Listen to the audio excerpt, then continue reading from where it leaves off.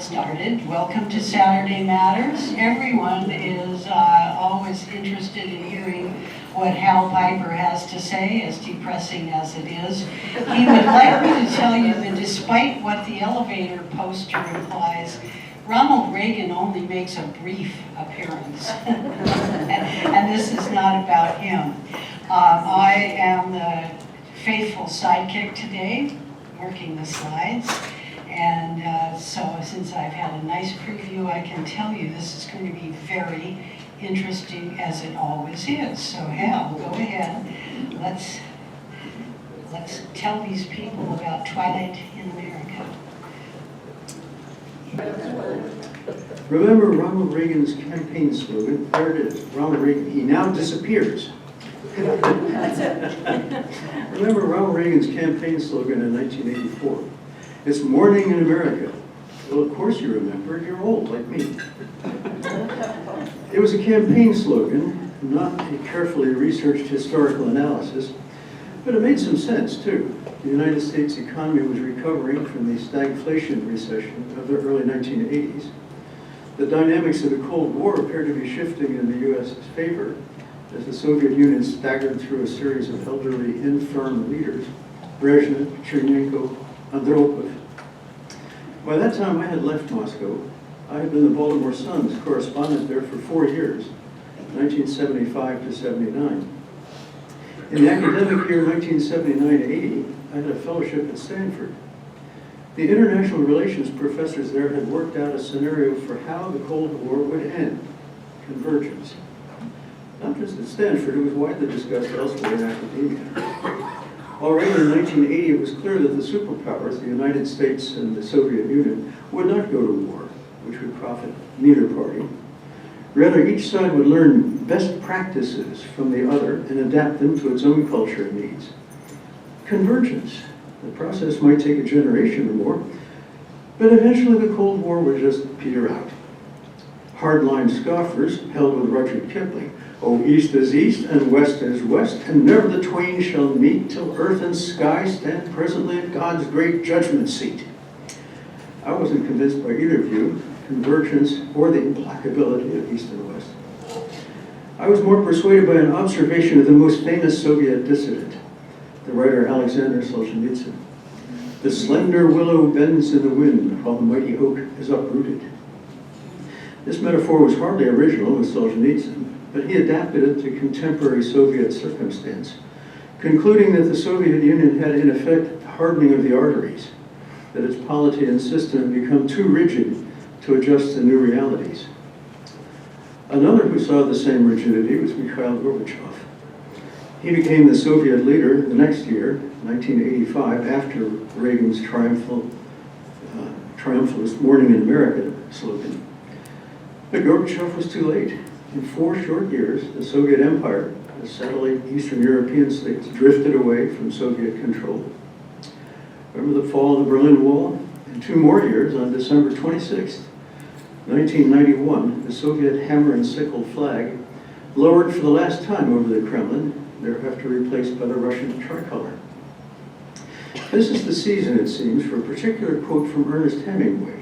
Schools of pundits have discovered an exchange between 2 characters in The Sun Also Rises. One asks another, "How did you go bankrupt?" The reply, 2 ways: gradually, then suddenly. Yes, on the way to the gradual convergence, the Soviet Union fell into sudden collapse. Can this happen? Is this now happening to America? Are we seeing our post-World War II preeminence gradually fading into a multipolar world? Will it then suddenly subside into, recalling the 19th century dismissal of the Ottoman Empire, the sick man of the world? Don't worry, I don't have a firm answer to that question. I just want you to know that I won't take a back seat to Barry Keane or Roger Heffelfinger when it comes to depressing a university house audience.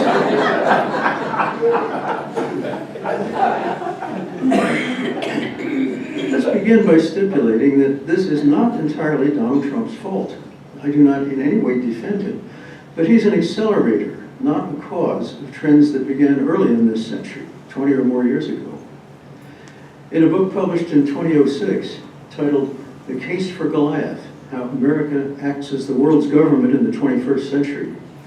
Michael Mandelbaum described how American leadership had fostered global security and prosperity, but warned that its hegemonic role would last only as long as Americans were willing to pay for it. And when Americans got tired of the role and relinquished it, Mandelbaum forecast that no country or alliance would replace us as guarantors of the global rules-based system. And no one would say, "Thank you for your service." Well, that time seems to have come. Writing in the Atlantic magazine, David A. Graham has a piece headlined, "The Voluntary Surrender of U.S. Power." Even as Trump claims to be making America great again, Graham argues, our country is retreating from hard power, surrendering soft power, and yielding economic power. The writer concludes that this is what greatness looks like. What's the alternative? So what happened? When did the sun set on Morning in America? In 1989, we seemed to be riding high. That turbulent year saw mass pro-democracy demonstrations in Beijing's Tiananmen Square. Russian rule was being challenged by the satellite states in Eastern Europe. The Berlin Wall, symbol of the Cold War division of Europe, was breached without a shot being fired. Still to come was the dissolution of the Soviet Union at the end of 1991. In the midst of these events, in an article in the National Interest Journal, Francis Fukuyama declared the end of history. His argument held that history should be viewed as an evolutionary process, proceeding through stages from hunter-gatherer bands to mighty empires. Karl Marx had a similar idea about the progressions and developments of history. But whereas Marx saw history's ultimate fulfillment in communism, Fukuyama proclaimed liberal democracy as the final form of government for all nations. There's his quote, you see it on the screen. What we may be witnessing is not just the end of the Cold War or the passing of a particular period of post-war history, but the end of history as such. That is the end point of mankind's ideological evolution and the universalization of Western liberal democracy as the final form of human government. It is quite a striking claim. Centuries of struggle and the Cold War, and it was over, and we won. Persons of goodwill warned against triumphalism. There are no winners in war, they intoned, even Cold War. We are all losers, diminished and warped by the hysterical confrontation of the phantom enemy. The so-called Iron Curtain had proved no more formidable than the curtain of the Wizard of Oz. This high-minded claptrap overlooked the fact that several 100 million human beings were now free to travel, to know, to choose their governments for good or ill, to live their lives. New problems would arise, and they certainly have arisen. But for now, the world was in a better place. One of the great superpowers had collapsed and set about to reinvent itself along liberal democratic lines, to join the West at the end of history. I remember when Boris Yeltsin, soon to become Russia's president, came to New York and visited the stock market. The next morning he was in Baltimore, staying overnight at the Johns Hopkins University. And here's where I enter the story. Hopkins put on a 7:30 a.m. breakfast for local luminaries of international relations and media, including the Baltimore Sun's op-ed editor, moi. We all assembled at the appointed time, all but the guest of honor, Boris Yeltsin. For more than an hour, the no-show didn't show. Yeltsin had a reputation for fondness for certain bottled liquids. It had been a long day yesterday, only 15 minutes at the stock exchange, but a helicopter tour of New York, a stroll in Central Park offering handshakes to passers-by, plus he was most likely still jet-lagged from the plane flight from Moscow. Perhaps a hospitality bottle had been provided in his room at Hopkins. I don't know, mere speculation. But when he did finally show, and I got to shake his hand, he looked and sounded hungover. Meanwhile, this fiasco had become fascinating. Yeltsin's two aides took to the lectern and filled the time while we waited for the great man. They began to talk to us about yesterday's visit to the stock market. This had not been a routine walk past, as when a celebrity shows up in Seattle and is photographed at the Space Needle. A stock market, they told us Baltimoreans, a stock market where shares in companies were freely bought and sold, was the most important, indeed the indispensable reform for free Russia's future. Russia had always been a command economy, where bureaucrats set prices and ordered commodities. Now, the aide said, Russia would join the world economy with all its benefits and hazards. These guys, these aides, they knew their stuff. This was not just blue sky dreaming about wouldn't it be nice of. This is how, and this is why we were going to do this. Russia was going to join the world community at the end of history. Well, it didn't work out that way, did it? How come? Fukuyama's fallacy, it has been judged, was to imagine that a dynamic process could have a finite end. Obviously, Marx was wrong too, to suppose that history would end with communism. So what happened after the end of history? Maybe the dialectic kicked in. My field is not philosophy, so here I will be as brief as possible, lest I embarrass myself. The concept of the dialectic quest for truth is associated with Georg Hegel, a German philosopher of 200 years ago. At its simplest, it is the statement of a thesis, which then calls forth a contradicting antithesis. The two are combined until emerges a synthesis. Oh my goodness, is this the Stanford professor's convergence? The synthesis then becomes the new thesis, and so on. Thus we reason our way to truth. So Fukuyama's end of history was a wonderful world historical synthesis, but he didn't imagine Vladimir Putin. Putin has famously pronounced the disintegration of the Soviet Union as the greatest catastrophe of the 20th century. For a long time, though, we didn't believe him, or perhaps we thought we could talk him around. Think of the heyday of globalism in the 1990s. Wars were non-existent or localized, as in the disintegration of Yugoslavia. Worldwide, per capita income was increasing. Humans were flourishing as never before on the planet. Life expectancy was extended. More girls received education. Malnourishment faded as the number of calories consumed per capita and the quality of calories consumed, less junk food, rose. No, not everywhere, but in the countries, many of them in Southeast Asia, that chose to join the rendezvous at the end of history. There's this famine chart. It's probably hard to read from where you're sitting, but it is a timeline moving from top to bottom, and you can, all those big blots, those are famines somewhere in the world, and you see how they tail off at the bottom. Famines are no longer a result of scarcity, but they're caused, they're engineered. Stalin in the 1930s in Ukraine, Mao Zedong's Great Leap Forward from 1958 to 62, in Yemen today, in South Sudan, and of course in Gaza. Putin chose not to join the global rendezvous, but so did some American Democratic Party leaders. In this auditorium last month, our congressional representative, Pramila Jayapal, traced the Democrats' fading influence among working class voters to NAFTA, the North American Free Trade Agreement. It was structured to benefit the economies of three nations, Mexico, Canada, and the United States, and it did that. Who were the losers? Union workers in the United States, Democratic voters, as their jobs were shipped to Mexico or elsewhere overseas for greater global efficiency.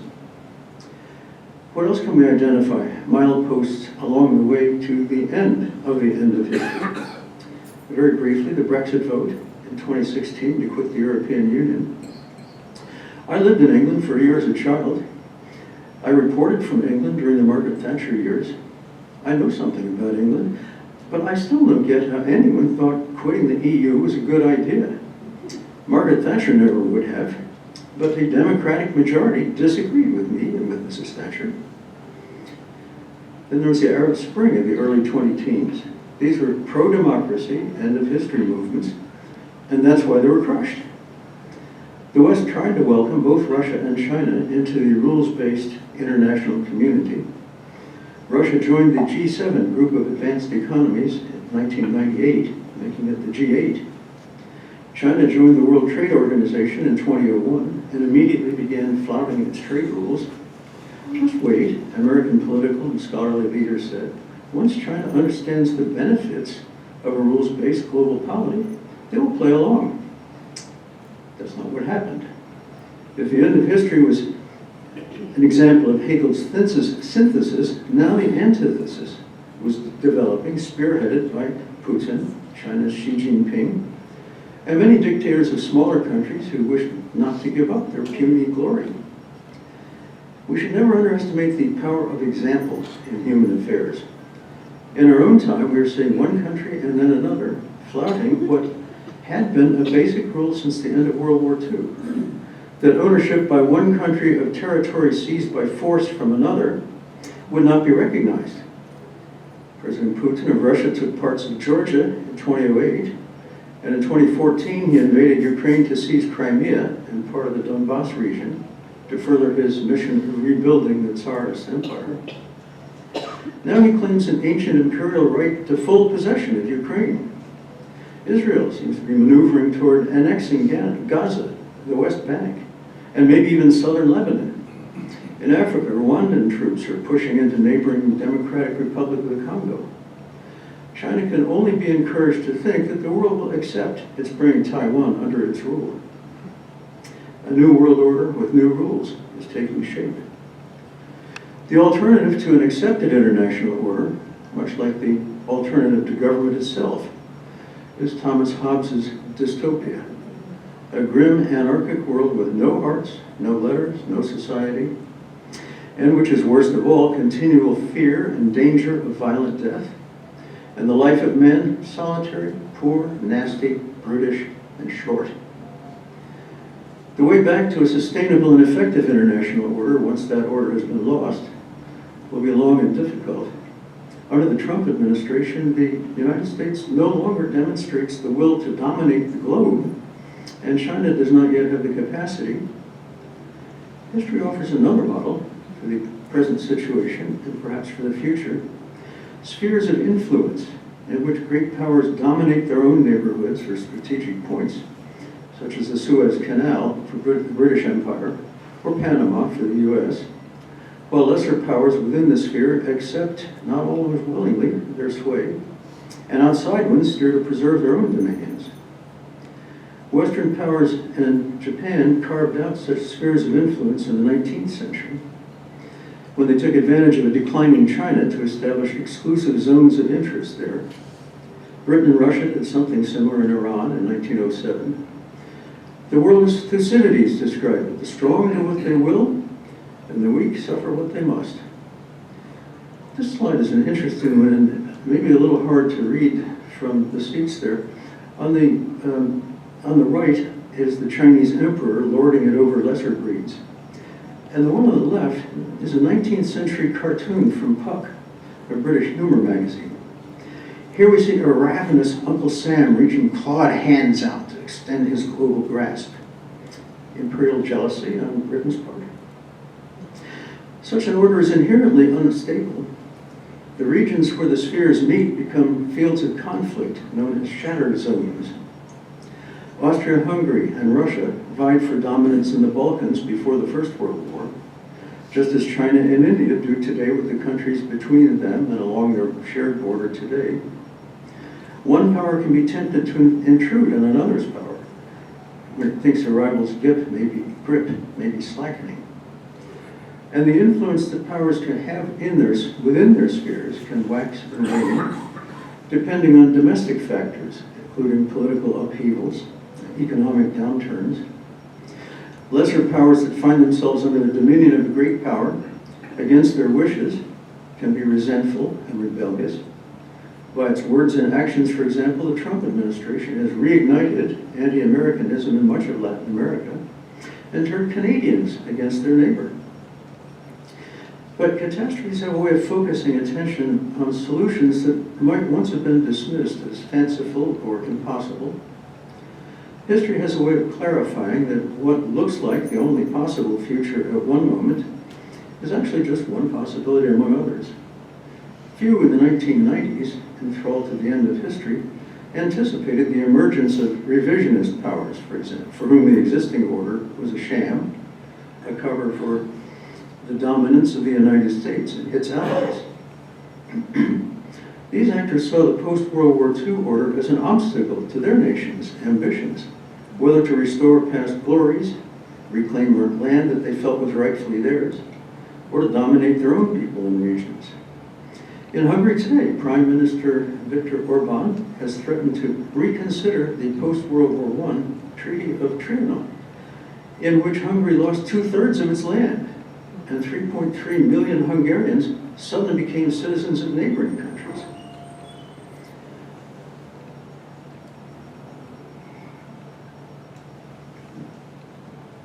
The greatest revisionist of all so far is Putin.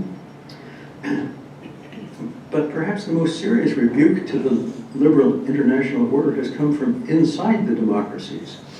The MAGA challenge in America has many siblings.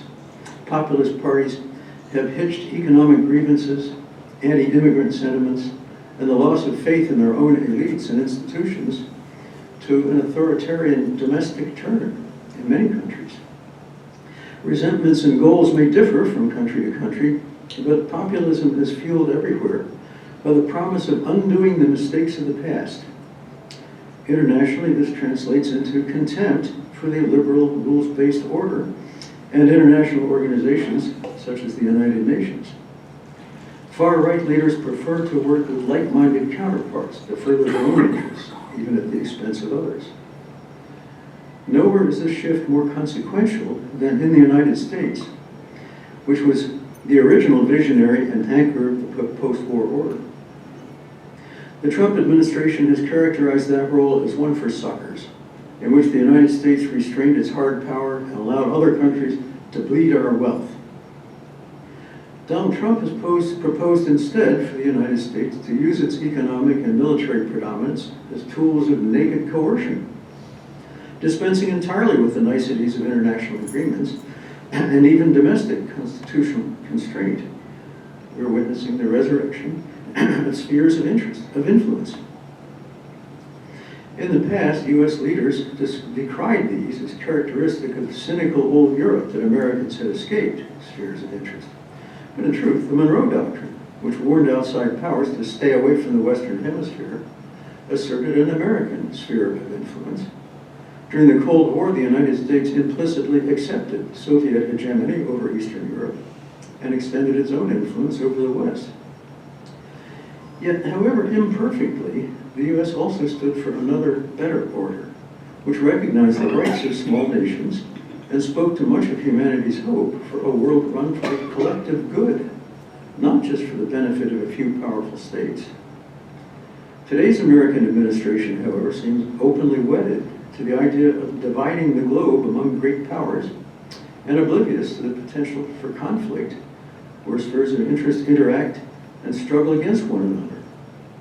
For example, the U.S. and China in the Pacific. A proposal was recently leaked suggesting the first step toward accepting such a division.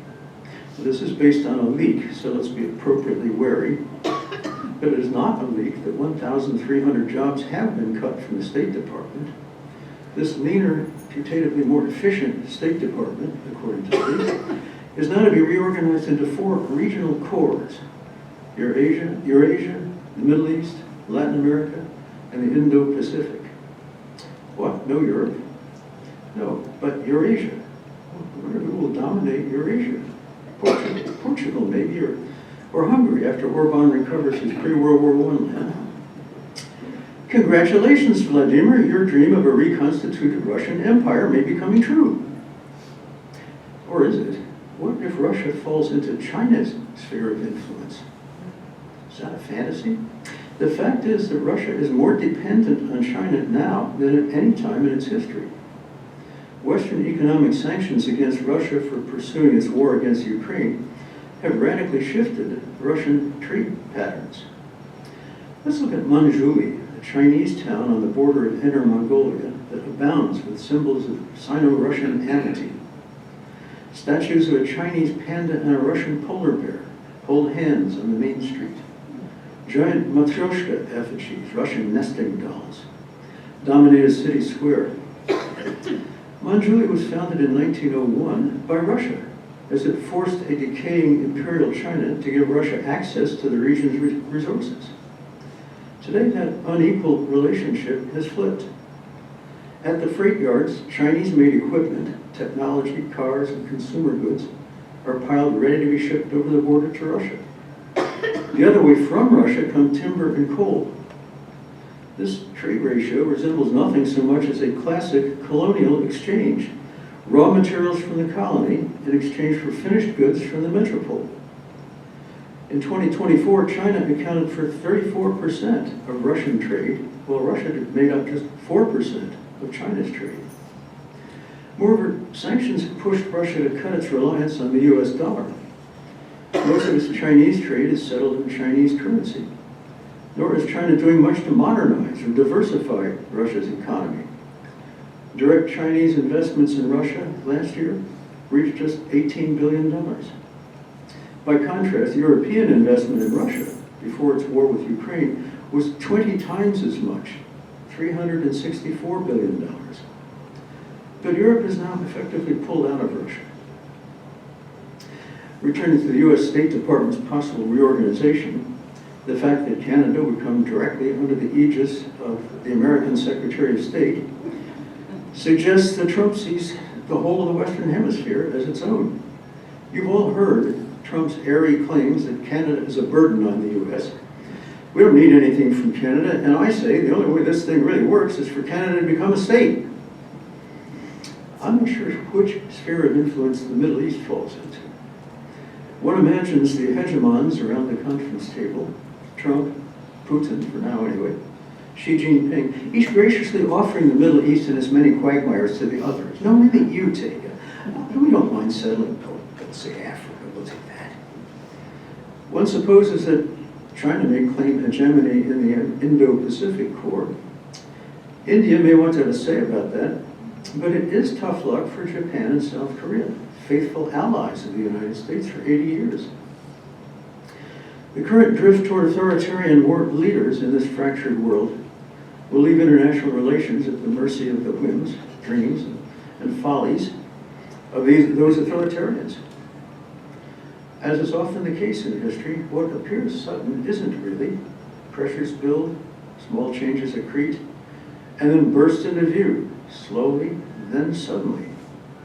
What the world once took for granted in the United States, checks and balances, respect for the courts, reverence for democratic values and practices, is now in question.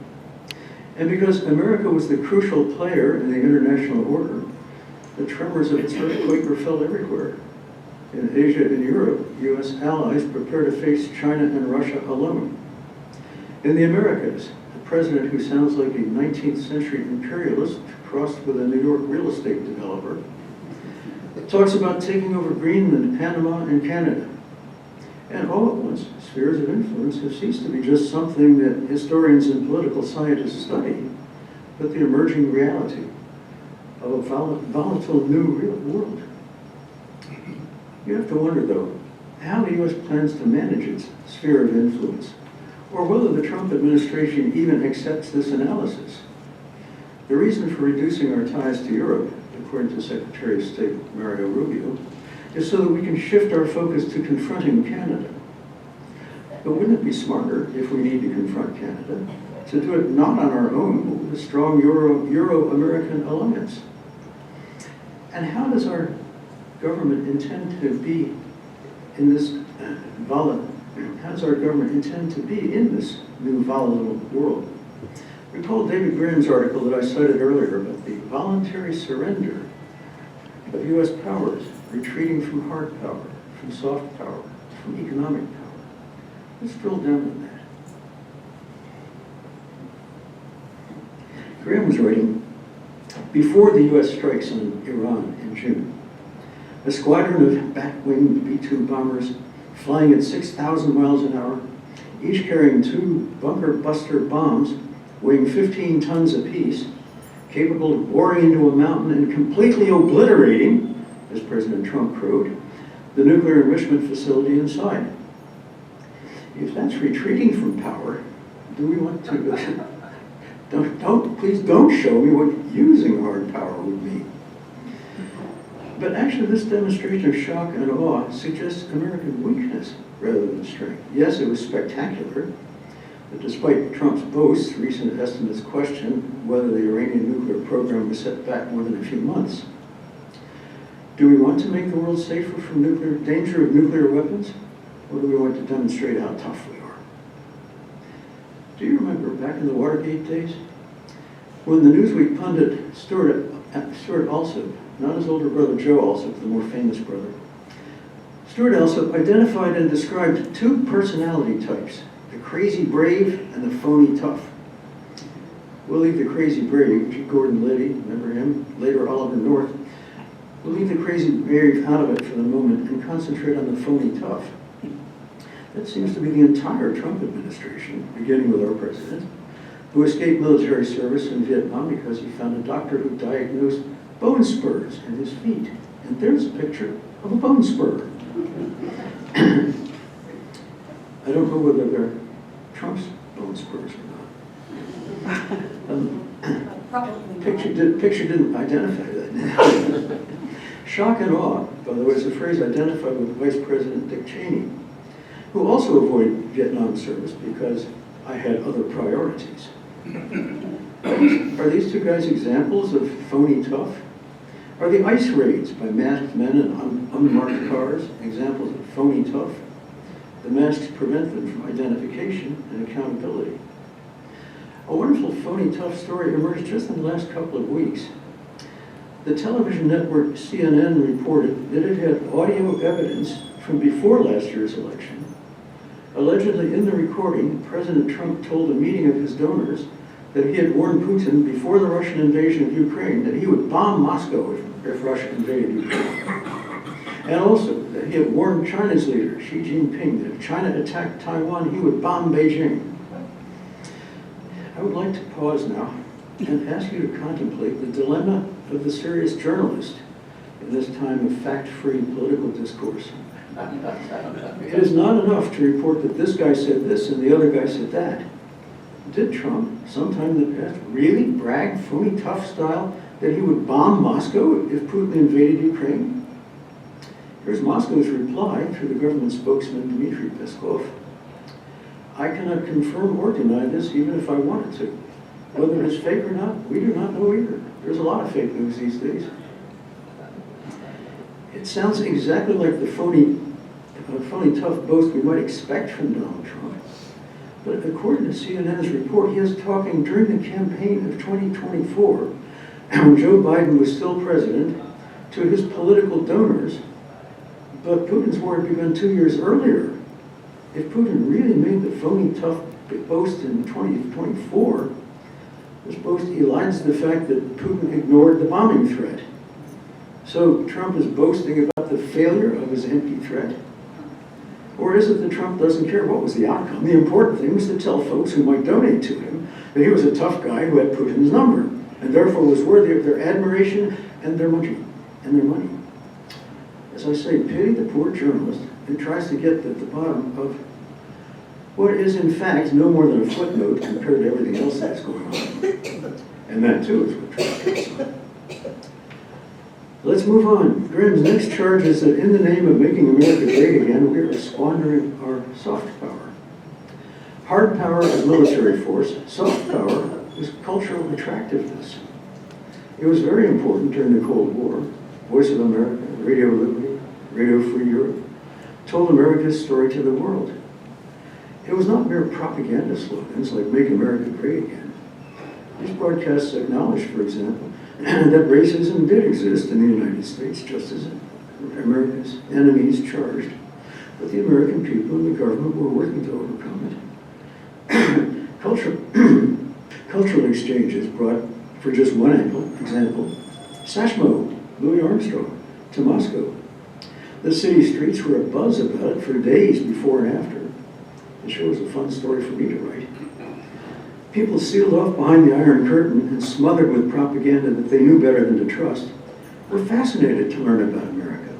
What was it like? How does America do this, do that? American fashion fads were copied, blue jeans, for example. But don't try to fob a Russian off with cheap knockoffs made in the USSR. They wanted real American jeans, kind worn by movie stars and tourists. They were the prestige events. Some of this interest was admittedly pretty shallow. More than once I was asked in Russia, so what is Jackie Kennedy doing now? This was in the 1970s. But soft power is not only about cultural prestige. Agencies like AID, the Agency for International Development, provide direct assistance, or did provide direct assistance to other countries in developing infrastructure, healthcare, and other amenities. One United Nations organization estimates that more than 14,000 people worldwide have died of tuberculosis since the administration slashed funding for TB fighting efforts. 2 weeks ago, the U.S. announced that it will pull out of UNESCO, the United Nations Economic, Cultural, and Social Organization. The reason, the State Department spokesman explained, UNESCO works to advance divisive social and cultural causes and maintains an outsized focus on the UN's Sustainable Development Goals, a globalist ideological agenda for international development at odds with our America First foreign policy. Soft power? Nope, we don't want it, don't need it. Shut down the radio stations, the U.S. Information Agency, AID, UNESCO. This leaves the narrative, the battle of ideas, to the authoritarians. As the United States shuts up, others speak up. China and Russia are investing hundreds of millions, possibly billions, on disinformation. 2 years ago, RT, Russia's state-controlled news network, launched a bold advertising campaign in countries including Mexico, India, Serbia, and Tunisia. Why won't Britain return the Koh-i-Noor diamond? Asked an ad on the front page of the Times of India. Last year, Russia opened the RT Academy, which trains journalists in Africa, Southeast Asia, and China. Smaller countries are distributing news around the world too. Turkey's state-run TRT news network launched an Africa service in 2023. It has hired a number of BBC reporters, British reporters. It promotes Turkey's good deeds in Africa, where it invests in infrastructure and exports arms. And it mocks former European colonial powers. China's Xinhua, a state-run news agency, has increased its Africa bureaus from a bare handful a few years ago to 37 last year. Like Russia's, it offers training and scholarships to African journalists. And of course, China is especially strong on social media. Chinese-owned TikTok has been in the news this year, but China is also relying on Facebook to spread its message internationally. The most followed news organization on Facebook is not CNN or the New York Times, but CGTN, China's state-run TV network, with 125 million followers, just ahead of Shakira, the pop star. In China itself, Facebook is banned. So much for soft power. Finally, Graham cites American abdication of global leadership, economic leadership. His principal example is Trump's tariff vacillations. 15% on everyone, but 140% on China, or maybe not. Also, 39% on Switzerland, which means that those of us who stockpile gold bars as a hedge against inflation need to think twice. And pharmaceuticals, 250% tariffs, so that Big Pharma will manufacture its drugs in the good old USA. To be fair to Trump, or should we be fair to Trump? The real estate mogul denies that these dizzying shifts are vacillation, but deal makers' negotiation tactics. Okay, but the world over, business folk and heads of government need some certainty of what landscape, what future conditions to expect as a basis for planning. And just as these business and political leaders are figuring out how to create a new supply chain that won't depend on imports from China, we learned that Brazil will be socked with a 50% tariff unless it abandons the witch hunt prosecution against the former president who plotted a coup against the current president. I'm sorry, but how does interfering in Brazilian politics contribute to a coherent global economic strategy? All right, enough. Trump's genius, evil genius if you prefer, is to, in the sports metaphor, flood the zone. Everything, everywhere, all the time. Obama should be charged with treason. Putin is a trustworthy friend. Fire the head of the Bureau of Labor Statistics. Trump deserves the Nobel Peace Prize. The people ICE rounds up and deports are only the worst, most vile criminals. Putin never fooled me, Trump. Canada ought to bear a 51st state. Tuning out the static and confining ourselves to America and its relationship with the world, can we identify any consistency in Trump's approach? He certainly is engaged in an astonishingly wide range of international crises and negotiations in Europe, Asia, Middle East. His impulse is to shake up what he sees as ossified orthodoxies. He even has some qualified successes on his record. For example, the Abraham Accords during his first term, when several Arab countries and Israel took steps toward burying their bitter enmity. Or more recently, getting NATO countries to become serious about their defense instead of relying on the United States to defend it. Of course, he did it by destroying American credibility as a trustworthy ally, shaking up ossified orthodoxies. One of Trump's minions who does have a firm and consistent outlook on the world order is Elbridge Colby, the Undersecretary of Defense for Policy, effectively the number 3 post in the Pentagon. He's the grandson of William Colby, the CIA director for the first President Bush. Elbridge Colby argues that China is the only country on the planet that has the ambition and resources and military might to knock the United States off its pedestal as the world's leading superpower. Therefore, he says, we must pour everything we can into securing the Western Pacific, even if that would mean shifting focus away from combating Russia or maintaining U.S. influence in the Mideast. And in fact, a couple of weeks ago, he convinced Defense Secretary Pete Hegseth to cancel the delivery of weapons to Ukraine. Unfortunately, neither of them thought to alert the White House, which promptly reversed the order. This sounds rather like a branch of Kissingerian realism in foreign policy.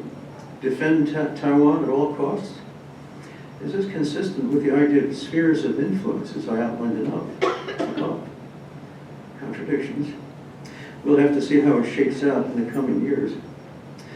And how much does this improvisation undermine the world's confidence in the almighty dollar? In Europe, the money guys are getting out of dollars. Since January, the dollar has lost 15% of its value relative to the euro. It may be nothing to worry about. Currencies fluctuate in value all the time. Nevertheless, Ireland's central bank chief, Gabriel Makhlouf, said it's not so much tariffs, which get a lot of headlines. Investors are seeing the rule of law in the United States actually weaken, and they're responding accordingly because that means there's a greater risk to their investments and assets, and they're adjusting. But we can say, against this background of tariff wars, unsteady alliances, market angst about U.S. debt, tumbling consumer confidence, and a weakening dollar watched over by a heedless administration, that globalization's America-led era of free trade and open societies is coming to a close. To understand why this is happening and what it means, we need to abandon any illusions that the worldwide turn toward right-wing populism and economic nationalism is merely a temporary error, and everything will eventually snap back to the relatively benign world of the late 1990s and early 2000s. No, the governing ideas about the economy are in flux. We have to decide what the new economic order will look like and whose interests it will serve. A brief history lesson. The last comparable crisis was in the 1930s.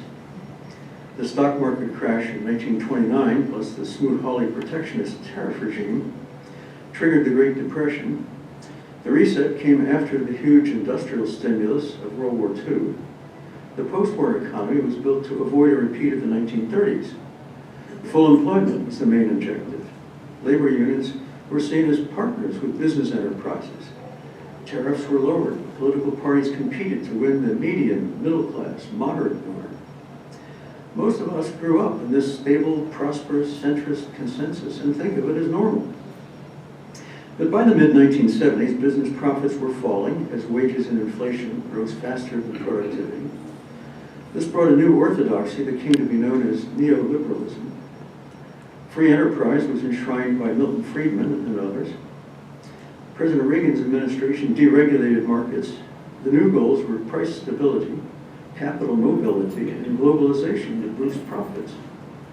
Margaret Thatcher's Britain followed a similar path, and low profitability and productivity rose at the expense of once stable industrial regions of the United States. Jobs, skills, and capital flowed out.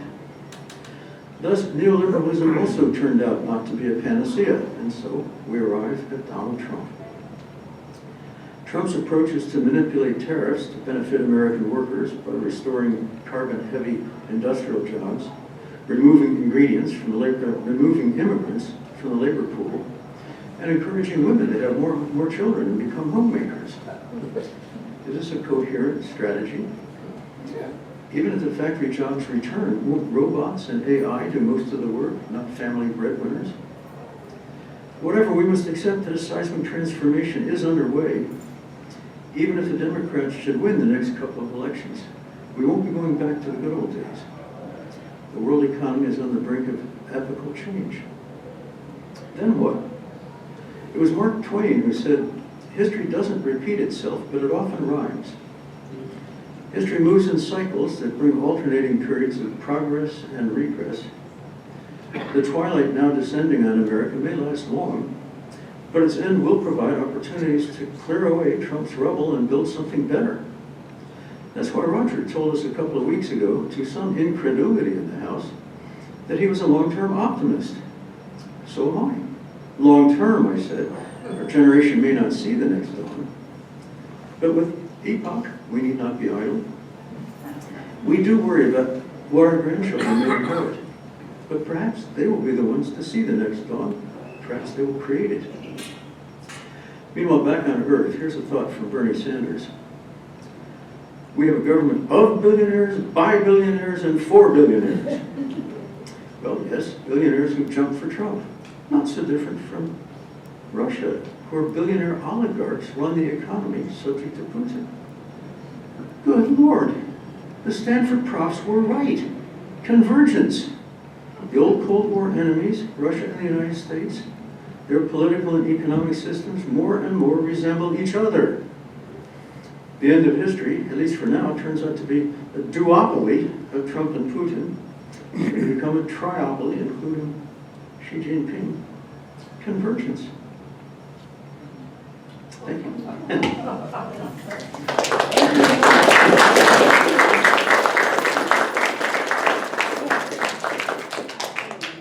Thanks, Hal. Are you suggesting that our present situation was inevitable? Because what you were describing was those same descriptions were public information in the 80s, for example. Sure, yeah. But in the 80s, we couldn't necessarily see how all of it was going to turn out. You know, we kept thinking, gosh, isn't it really wonderful that global statistics are showing improving lives and so forth, and we just kind of assumed everybody was along for the ride. Does that make it inevitable? Well, in the sense that we had too much faith in the goodness of human beings, I guess. And, what Trump and Xi Jinping, what they want is irrational, it's illogical, viewed from the perspective of all humanity. Yeah, well, that's our problem, is we view things from the perspective of all humanity and instead of what's really going on. Anyone else? Thanks for a very depressing presentation. Oh, you're welcome. I suppose my question has to do with, you talk about the congruence and incongruence of the leaders of these large nations.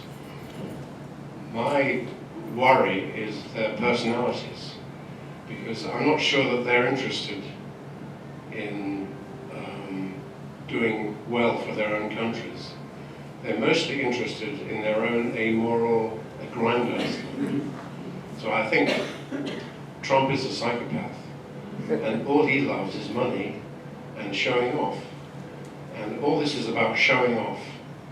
And so I don't think he's that logical. The other thing is, how long is he going to be alive? And what will happen after him? What about the people below him, who motley crew that's going to come. And, Motley crew indeed. We hope that none of them has quite as much charisma as and the other thing that worries me is that I see evidence of a rigid, authoritarian, militaristic state coming to the USA. What with the huge investments in the ICE workforce and the possibility that naturalized people like myself will be unnaturalized. So there's more to it than just spheres of influence. I think there's destruction of society by psychopaths. Well said. Yeah. Hal, all the while I was reading your very interesting and edifying text, I kept thinking, isn't it obvious or that everything Trump is doing is going to lead to the dominance of China in the world? It just seems that way to me. I think that's a real possibility. Yes, I do, because, well, China, Russia's got its own problems, but Putin and Xi Jinping, at least they're steady personalities, which Trump is not, and so they may be working for goals that we don't approve of or don't want, but they're much more likely to achieve them, not to the benefit of the world or even to the common people in Russia particularly. In the absence of American leadership, it makes it a lot easier for them. I do agree. Yeah, those two guys are a lot more predictable and consistent. Yeah. Another? Thank you, Al. I did not realize that the value of the dollar has been depressed by that much. And in my limited background, I'm thinking that also, as it drops, the cost of the investment in the U.S. is going to increase. In other words, what we have sold other countries in the its bonds, and the value the interest rates are just going to increase, which simply means more national debt. I haven't figured the difference between the debt there and the debt we're incurring from other sources. Yeah, Dick, I certainly think you're right. That's something I really didn't want to go into too much detail on. But other countries really, their currencies have collapsed. Their inflation has gone on. We think of Germany in the 1920s. Surely it won't be that bad. But I think that but there's so much that is unknown and that is speculative, and I think that's why I didn't talk more about it. So I'm glad you brought it up. Okay. Here, Carolyn, and, okay, this, who has the microphone now? And is it on? She's asking, what can we as individuals do? This is so anxiety producing. Maybe it's not. And so, are we helpless?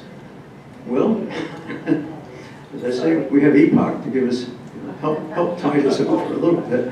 Yeah, on an individual level, I suppose we are, but we continue to be able to vote in the United States until next year, maybe. I want to introduce a couple of elements, one of which you touched on, but there are two that I'm worried about.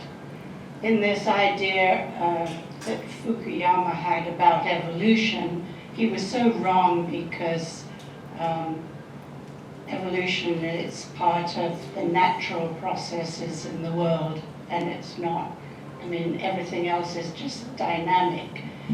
And we've got two elements that are going to feed into this whole issue of what's going on now. One is the incredibly rapid growth of general AI, and it's being controlled by very few but very powerful people, not necessarily nation states. And the second thing is global warming. which we're witnessing this incredibly dynamic change of what's going on in our planet. And nobody can predict really how quickly or to what extent that's going to affect everything. Gradually and then suddenly, for the global warming, yes. Oh, I know, it's just this, in the last week or two, the Trump administration has told the Environmental Protection Agency to, stop doing all this about climate change. It's all a hoax. Wow, yeah. True, what do we do about that? You're right, yeah. And as for the AI, yeah, it's, again, I didn't go into that, but you're certainly right. I mean, technological change, we talked about, political, social developments and things, but of course, technology changes everything in one way or another, and as think of how much airplane travel changed the United States, shortened the distances. We had Major League Baseball on the West Coast. And, it meant that your children can take a gap year and fly to Timbuktu. And so, yeah, if there was that change, then the magnitude of that change, and then AI is something that, when it's scarier in moments, some of the scarier ideas are even more change-inducing than things like transportation. But again, it's something I couldn't really get into here, but I'm glad you brought it up, because yes, there's that too. I have a question. Do you have grandchildren? I do, yeah. Children and grandchildren. So, Two children, what are you each of them has two saying to children. them? Pardon? Can you give us some advice as to what to say to our grandchildren? As a matter of fact. My two children are right here. What have I ever said to help you? What are they saying to them? What do they say? They Yeah, have what are you telling teenagers? your children? Yeah, yes, they're all teenagers. All the grandchildren. They range from 14 to 19. So my question is, are you saying nothing because you're not quite sure what's going to happen? Mm-hmm. Or are you saying, sort of giving them some clues, or just sending them little bits of information from time to time, hoping that they'll get interested? I mean, you obviously studied this in great depth, so you are a wise elder. We're waiting to hear from you. And their parents are pretty, pretty capable and thoughtful people, and I imagine, and they get to see their children more than I get to see their children. So, no, I'm asking them more like, so what's life like at college? To the kid who just finished being a freshman. Oh, good. Let's hear from a real, live, living, authentic child of mine. And also, my husband and I both teach government politics in high school, so we have to think about this a lot. So I think for our children and for the kids at school, one of the things that's really disturbing is that they don't remember a time when Trump wasn't involved in politics. They don't remember an election that he wasn't involved in, a presidential election. So I feel like trying to still define what's happening as not normal feels important, and then trying to focus on the fact that I still believe most people in this country are decent people, and we're trapped in some really disturbing forces right now, but I think we have to focus on the humanity of the great number in this country, and only a really sad and angry country allows Trump to come to power, so we should have a lot of work to do with the grassroots on that, and we can maybe have a little more control over that. Thank you. Al? Okay, well, as a species, we've never been good at looking at the future. Escape the tiger today, find something to eat today. I've got grandkids, and I worry enormously about what kind of a world they're going to grow up in, assuming it'll get fried before they get to our ages. But, as a society, we're just not paying much attention to that. Thank you. And here we are in a very comfortable cocoon. Yeah, we're in a bubble of luxury here. Yeah. What'd you say, worrying about whether we're gonna remain? No, whether we get raisin bread. Oh, raisin bran, cereal? Yeah. But we have to spend some time thinking about the kids in Gaza who aren't even getting a raisin. Anybody else? Gave us a lot to think about. Thank you, thank you.